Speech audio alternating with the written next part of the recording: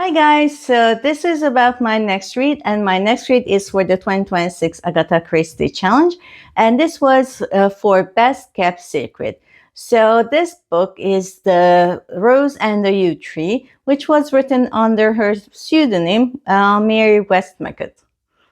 I think I said that right. So this book is actually about a little village and what goes on around there. There's a war hero. There's a woman who is supposed to marry someone, but maybe marries another one.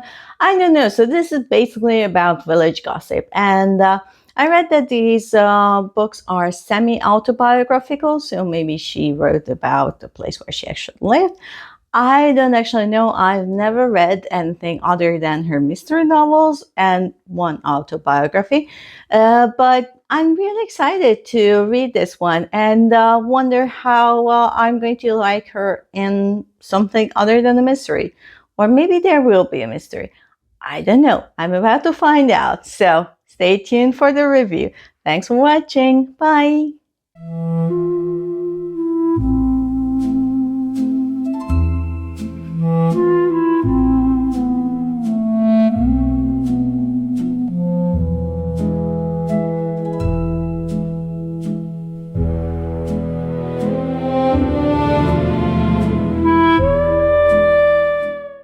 Hi guys, so this is a review of The Rose and the Yew Tree by Mary Westmacott, which is a pseudonym for Agatha Christie. I read this book for the 2026 Agatha Christie Reading Challenge, and this was for July, which the theme was Best Kept Secret. So this was a secret because she wrote it under pseudonym, and that was because this isn't a mystery. This is more about village life, a study of characters, of people, and this is also about an election and also about a kind of a romance, although not really.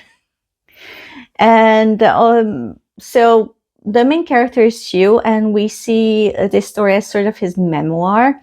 He's actually in an invalid chair, what she calls him at this time, so a wheelchair, because he's paralyzed from the waist down due to a motor accident, so a car accident. And he moves in with his brother and his wife, Teresa. And it's very interesting because he thinks that he's this great student of humanity and of character. But at the end of the novel, Teresa points out, "You never once described me, did you?" And he didn't. And he's only interested in the people who actually interest him. And a lot of people do go to him because they sort of like see him as this, oh, he's an invalid, so he's not going to like spread gossip and rumors.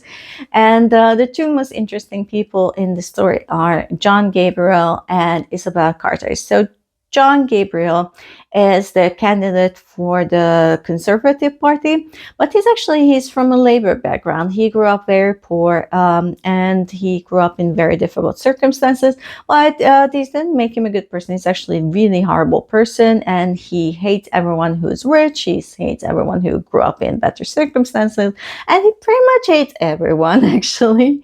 And he's running for the Conservative Party because he thinks that they're going to lose. And anyway, everyone who's in the Conservative Party is, well, let's just say not very good.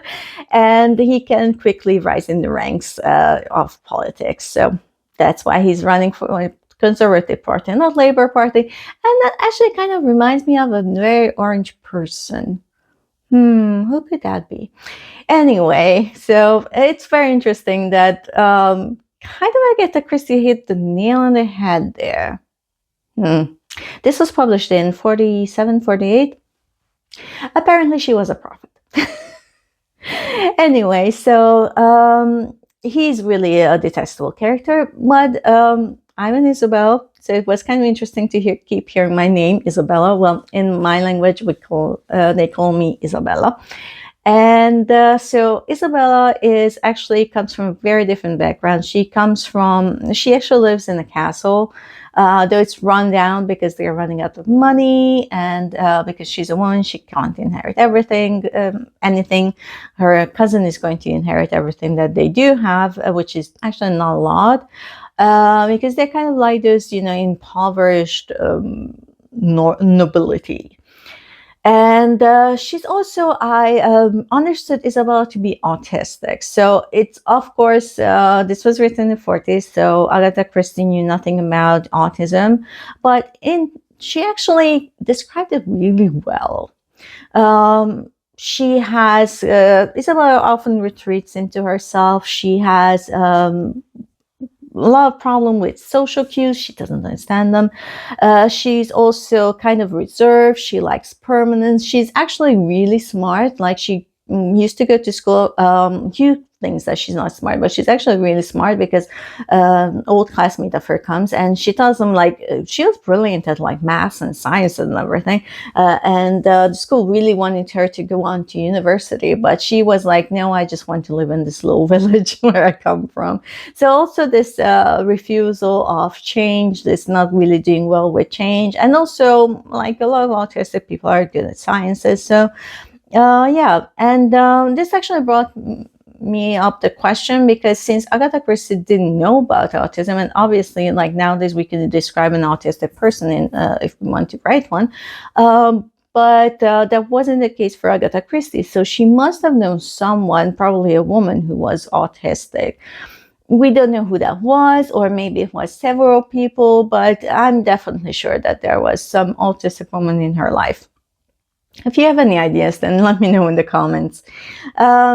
Anyway, so trying not to spoil here, though kind of in the beginning it spoils everything, because Hugh, so the inciting incident for writing this memoir for Hugh is that he's actually called to Gabriel's deathbed by Gabriel, because, and their first thought is like, I'm not going to go there, and he doesn't eventually, because of what he did to Isabella. Because so Isabella was actually promised to her first cousin, who's going to inherit everything, and she kind of expects that, but then stuff happens. I'm trying not to spoil here, but she runs away with Gabriel, and things don't turn out really well. But that's all going to be in the spoiler review, so if you're interested, then watch that video. And but it was very interesting also that this isn't a romance, so their story is very dark, I think, and very it doesn't give you a good feeling. Let's just say that. And for me, that was like, this is what this story was about. I looked at a lot of reviews, and most talked about the election, but I don't think this was about the election. I think this was actually more about Gabriel and Isabella. So yeah, but I'm going to say the rest in the spoiler review, because I really can't talk about the rest of the stuff without spoiling everything. So I think if you're into character study and you're into like romances that aren't romances, and this isn't dark romance, this is like the kind of romance that makes you wish you could go into the book and stop everything and like get Isabella to like a women's shelter or something. And possibly hit Gabriel.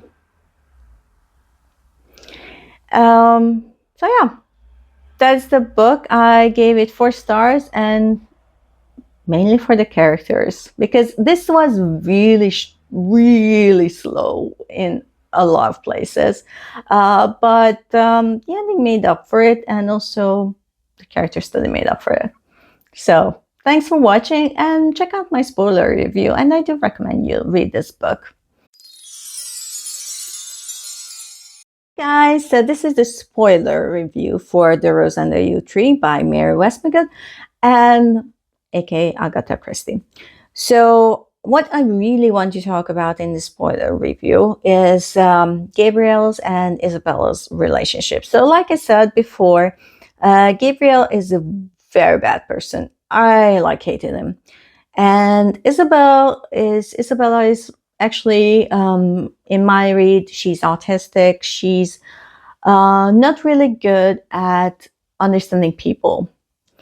I don't think she's even good at understanding herself much.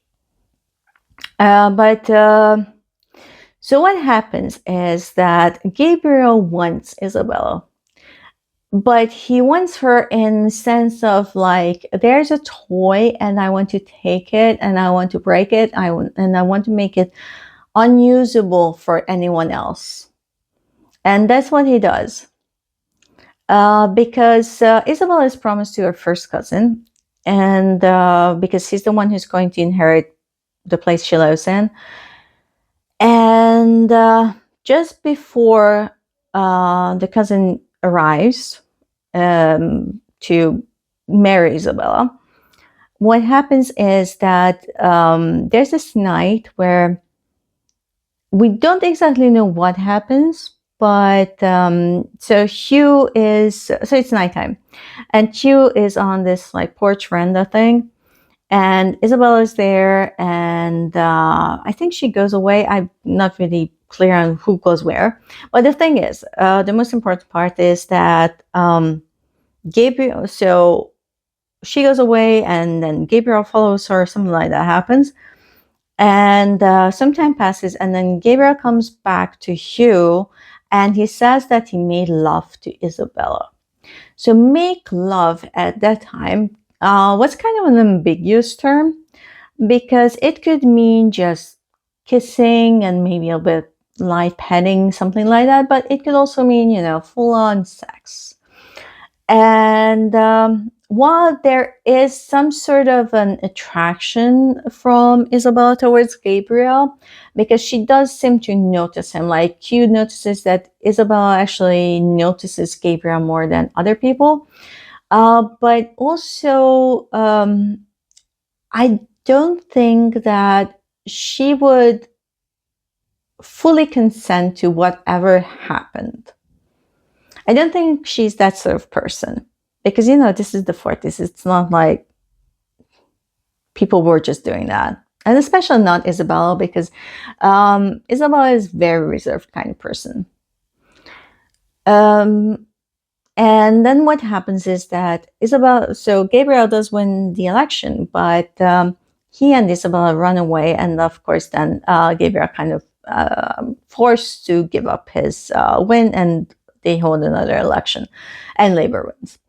But that's besides the point. So they run away, and for years, no one knows what happened. I think maybe Isabella at least like kind of know that I ran away with Gabriel, but they don't hear from them for years. And Hugh actually, after the war, there are some new kind of medically some new stuff going on, because like I said, he's paralyzed from the waist down, and his doctors actually sent him to Zagreb to get some operations which could possibly have him walking again, and they are moderately successful. He can walk on crutches, and while in Zagreb he actually sees Gabriel in a cafe. And he goes to him, and it turns out that they are still together, and they live in Zagreb. And so Hugh goes to Isabella, and she lives in basically squalor in this horrible, horrible room. And she's there, and she's embroidering a little silk cloth, possibly to sell. And she seems like, a rose among the rocks, because she's the rose, and she seems happy, but not really. She's kind of smiling. They're not married. She's not secure. She's with him, but she seems very kind of reserved and very kind of like, drawn back. And knowing everything we know about Isabella, how she likes permanence, how she likes kind of a gentle kind of way of life, this isn't for her. And we actually never find out why she exactly left with Gabriel. But she says that she loves him, I think, or that she's happy, something like that. But you do wonder, because of everything that happened, that maybe she just formed a kind of an attachment to this man, and after whatever he did, she felt that she belonged to him, and that maybe she didn't have a choice in running away with him because of what happened. So we don't really see what was the rationale for Isabella, but we can kind of assume that it wasn't because she was madly in love and all she wanted to do was to run away with this really terrible person. And I feel bad for her, and she wears my name. Anyway, so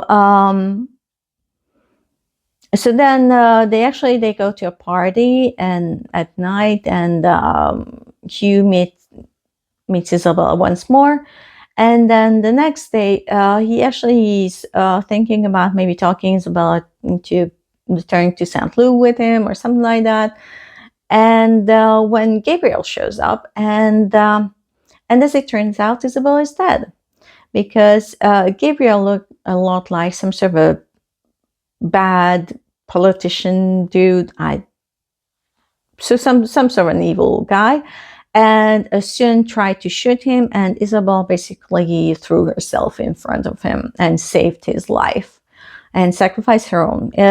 The bullet went through her heart and she was instantly dead. And Gabriel doesn't really understand this and he's actually kind of mad at her for doing that, because what actually happened was that in the past years, since they ran away, Gabriel wanted to break Isabella. He wanted to get reactions out of her. He wanted her to be passionate, to scream, to yell, to cry, to, show those really strong emotions, and she never did. But if we do read her as autistic, it was probably something that she would have never been able to do. And so Gabriel never understood her. Like I said, he just wanted to break her. He just wanted to destroy this beautiful Rose that he met, that he never understood. He even cheated on her. He treated her badly. He treated her horribly. I mean, I really felt bad for Isabella. And then she sacrificed herself for him, and he didn't understand it. And in a way, I didn't understand it either, but I guess it was the culmination of her attachment to him. And then Hugh ends up taking her body back to St Loo. So it was, actually, I kind of cried a little bit at the ending, because I was sorry for Isabella. I really wanted her to leave that guy, but yeah. And so Gabriel actually kind of changed. He became this religious, guru almost. It wasn't very clear, but he was supposedly doing good things for people, probably out of sense of guilt for what happened. And he probably wanted you to go to him to kind of absolve him of everything he did wrong. And that's not possible, because only Isabella would have been able to do that, because she was the victim there. And sometimes when you're that bad a person, you don't really deserve it. And if you spend the rest of your life trying to redeem it, that whatever you did didn't come from you, it came from a sense of guilt. And that kind of taints everything. Yeah, I really like this book. I gave it 4 stars. Some parts I didn't really like. There were some other things going on in the book, but for me, really, it was Gabriel and Isabella that this book was about, and the rest I didn't really care for. But yeah.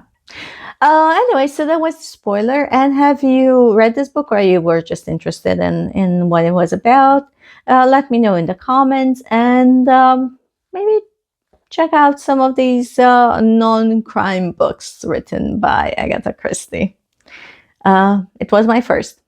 So, except for her memoir in Mesopotamia. But thanks for watching. Bye.